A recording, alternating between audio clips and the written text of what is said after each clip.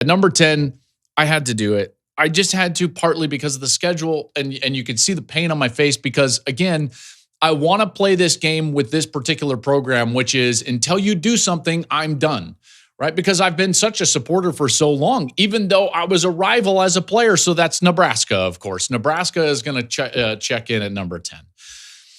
They were right there in a bunch of games last year. They went 2-5 in one-score games. Can they turn it around? Yeah, they probably can. They're going to have a returning quarterback in Dylan Raiola, who was just a true freshman. So, yeah, you could say he made a lot of mistakes last year. But remember, you get some experience going and you get the continuity of having your coach back now for Matt Rhule.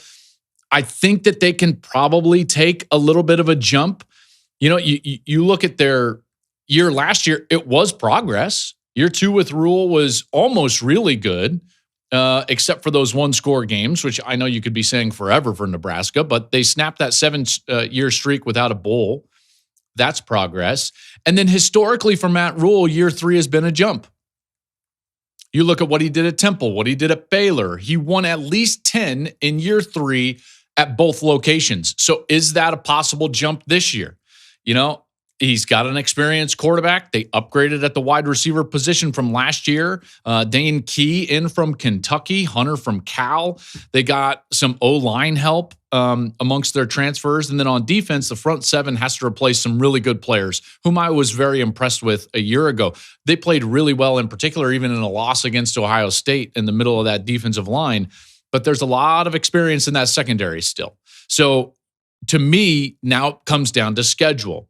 They've got a real shot to be 7-1 in their first 8 games going into November. Now, will they be? I'm not sure. They're going to have to win some of those close games, which historically has been a real issue for Nebraska.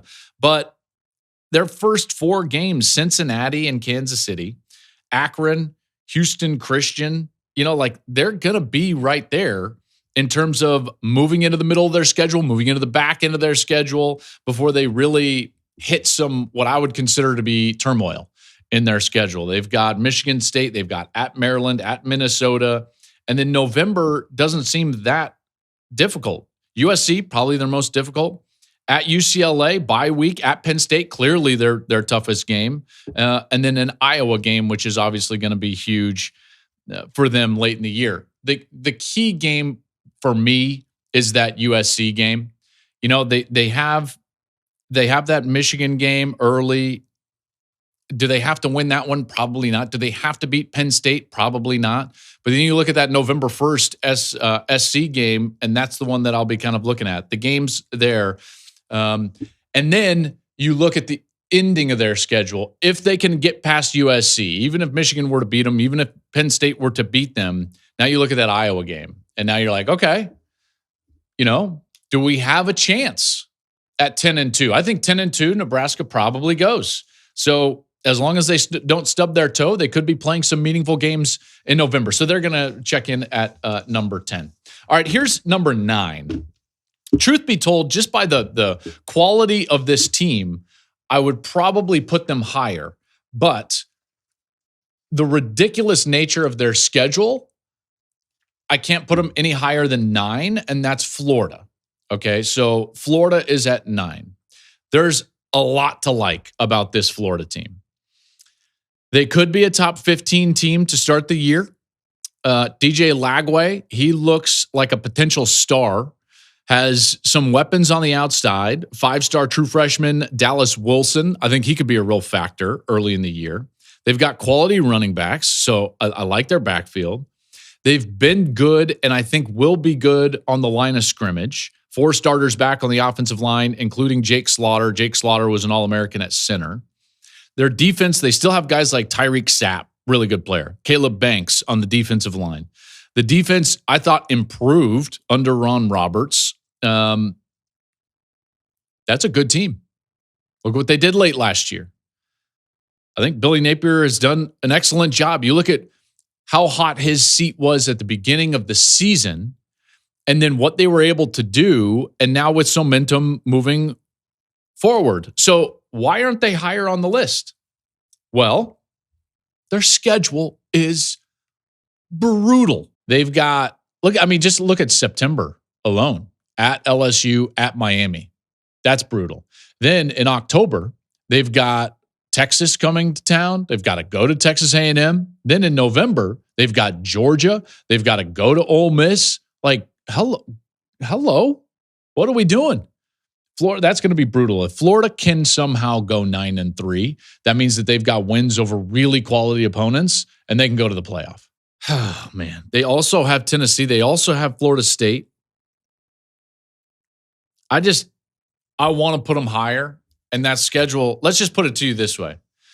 If Florida were to go 9-3, I know last year 9-3 was the barrier, and teams did not get in at 9-3.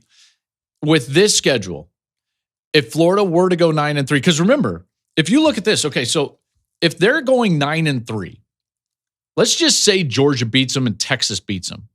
And let's just say at LSU, that's a loss. Okay, so those would be the 3 losses, which means they would have wins at Miami, at Texas A&M, at Ole Miss, against Tennessee, and against Florida State.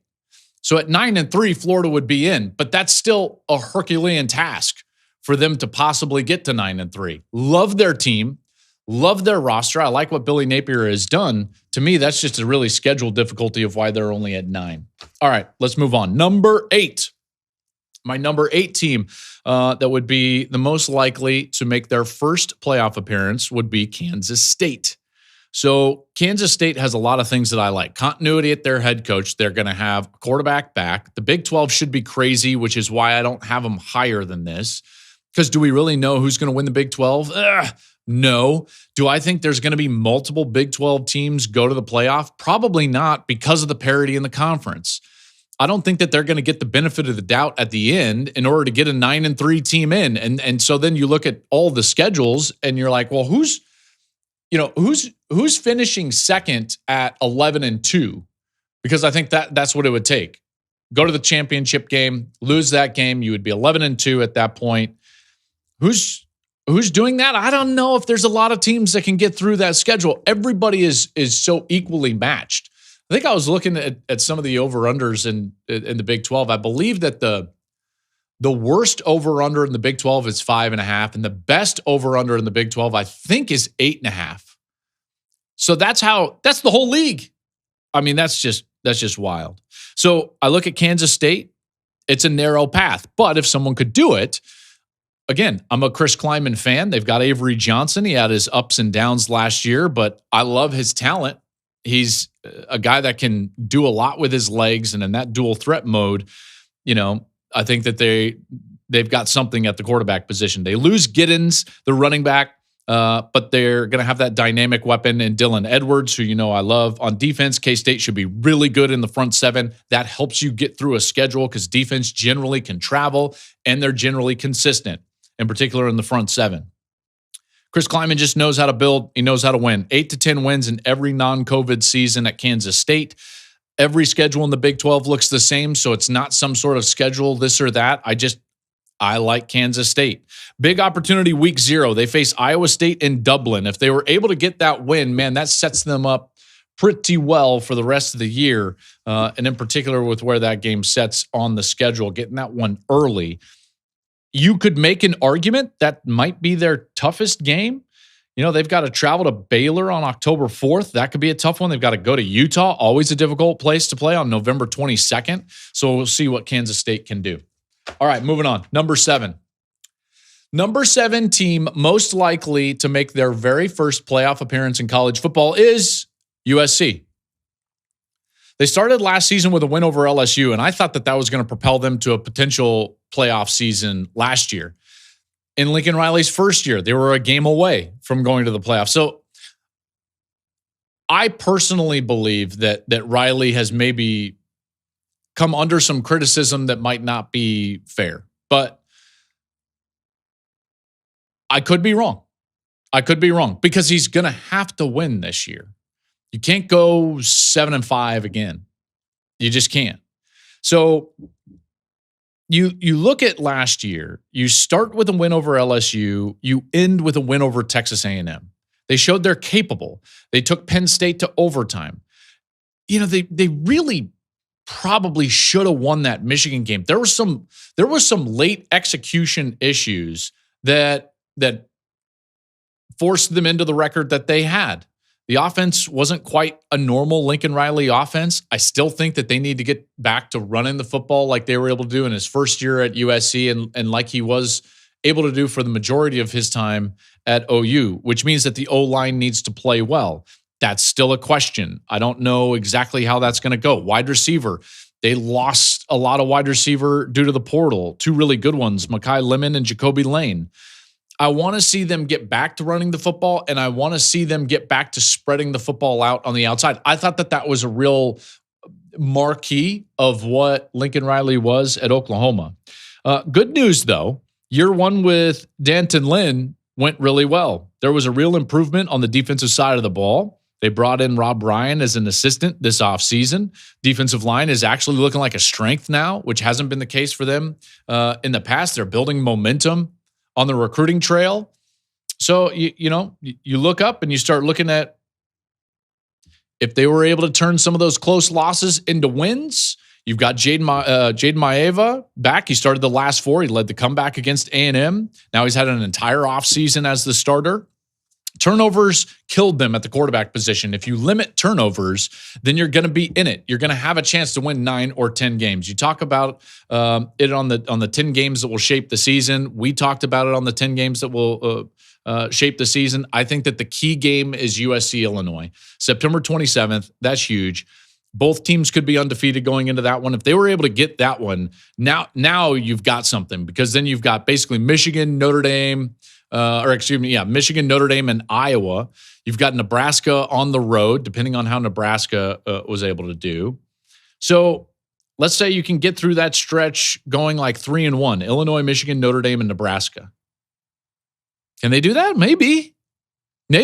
And now you're in it. They've got tough games against Oregon on the road. Don't think that they're going to win that one. So now you're just talking about like, can you steal a victory here or there? At Notre Dame is going to be difficult. But again, those close losses could turn into close wins this year. And if they do, they could be a team making their very first playoff appearance. Thank you for watching the Joel Klatt Show YouTube channel. And if you liked this clip, make sure to like it and subscribe to the channel. And you can stay up to date on all of my college football coverage.